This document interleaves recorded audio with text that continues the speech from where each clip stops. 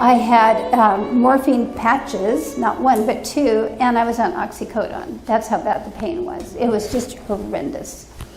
And my tumor was not shrinking, you know, I was engaged from here to here, my lymph nodes, and I just said, I'm done.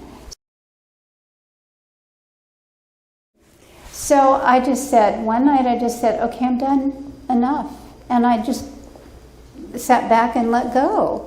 And I didn't go through a tunnel, it was just boom, I was on the other side. And this presence, that's the only way I can describe. You can call it God, you can call it guardian angel, you can call it whatever, but it was a presence. And it was like peace. And I'm kind of just hanging out there. And I look forward and I'm like, okay, aren't I supposed to be going through a tunnel? And I'm looking out at, you know, forward, and I see a semicircle of shadows of people. And I know that they're relatives and, you know, that have already passed.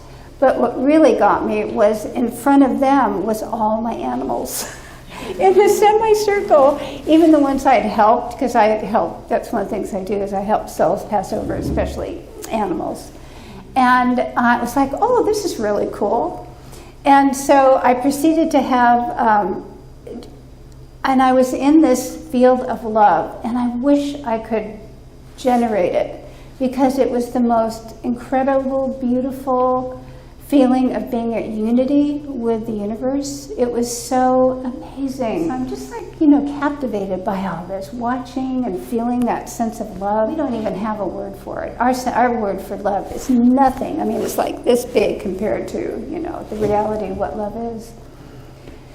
And so I'm kind of watching all this, and, you know, and all of a sudden the presence says, well, you know, you can go back. And I'm like, and so I look down, and I'm like way above my bed, and I barely made a ripple. At 85 pounds, you can hardly see me on the bed, all hooked up to everything, and I was like, really?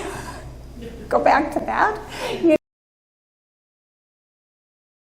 One of the things that got me the most was I saw myself as an egg, and I saw the sperm come, and I saw the egg choose the sperm. It wasn't the other way around. It was the egg chose the sperm. And so I'm watching this, and it's like, oh, that's really cool. So that's me there, you know. There I am right there.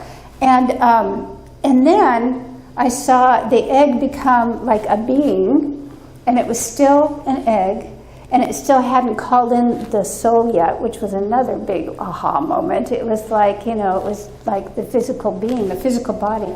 So that's when I realized that our bodies are their own sentient beings. We're not a meat package, we're not a robot, we literally are. Our bodies are a sentient being in and of themselves. And we are soulmates, so we come together as a body and a soul to create a human being. And that was just profound. And then I saw this giant menu, and I'm like, what's this? And it was that little egg me was choosing what I was going to be. It was like this menu of genetics and you know, all the things to choose from all my parents, grandparents, great-grandparents. And it was like, oh my gosh, we make that choice. It's not random. We consciously make that choice to be who we're going to be in this lifetime. I mean, that's how sentient this body is. Just so amazing. Then I hear the presence say, well, you know, you really can go back. And it's like, and I look again, and I'm like, you know, whoa. And I'm looking down at the bed, and I'm not moving. And I'm now about ceiling height looking at my body. And I said, well, aren't I dead? You know, aren't I dead? And the presence said, well, why don't you ask your body? And I looked again, and I saw like this.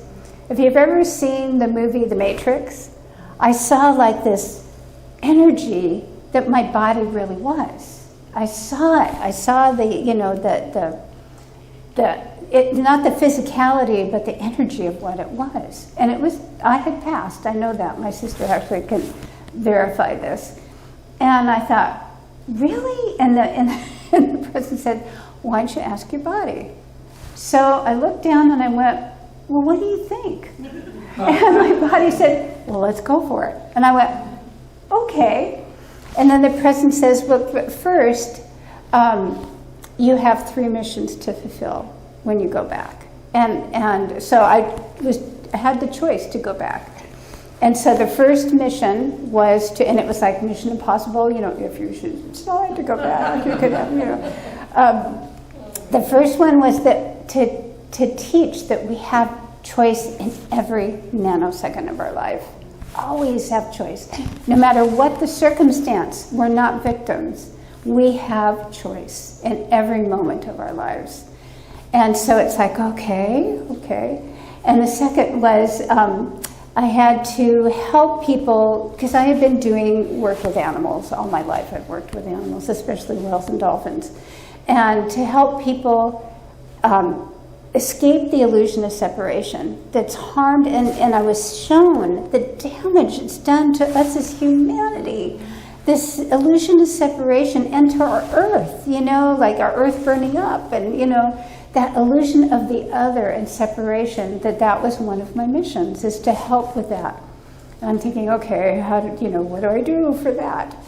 And then the third one was, it was like, I thought, this is never going to happen. I was told I had to learn to love humanity as much as I love nature and animals. And I went, oh yeah, that's going to happen. I don't think that's going to happen, but okay. So I woke up and I'm in this 85-pound body, and I thought, oh shit, what have I done? It's like, oh my God, here I am again. And so I called out. My sister had monitors set up, and she heard my voice, and she's like, oh my God, that's her voice. And she came running in, and I shared what had happened, and we both cried. And so during the day, I'm like adjusting. It's like, am I in the bardo? Am I really here? Or am I in the bardo? It's just like a dream. And during the day, it started becoming more and more real that, I was back in my body and here. And I mean, I was covered with bed sores. I was bald. I was 85 pounds. And I thought, what have I done? What have I done? But what I realized is over the course of the day is I had no pain. The pain was gone. And I'm like, as I'm thinking, is this really real? Am I still over there? But not feeling pain. And so by the second day, I ripped off my morphine patches and I pulled out, I pulled everything out and said, I don't need this anymore. I don't need the IVs, I don't need the oxycodone. I had no pain. She wheeled me in and we did the CAT scan. The cancer was gone. The tumor was gone. There was nothing there. It was all gone. And I realized that didn't happen on the other side. That was my body healing itself. My body healed itself. So over time, very quickly, I started getting better. My hair started growing back. I mean, that doesn't happen in 7 months of chemotherapy. My hair started growing back. I got rid of the hospital bed. Oh, my family is freaking out. I got rid of the oxygen machine. I got rid of the, it's like, I don't need this anymore. Why would I have this, Get rid of it. And very quickly, I started recovering. It was like, there was no explanation for it. But what I knew very firmly was that my body had healed itself, that we have the ability to heal. If we just trust our body and realize that our body is a partner, that we shouldn't be looking for a soulmate. This is our soulmate, this is our soulmate. We come in together as a team to make this human being. And as soon as I was strong enough, I came back up to Whidbey. And everybody's like, oh my God, we thought you were dead, and put Whit back.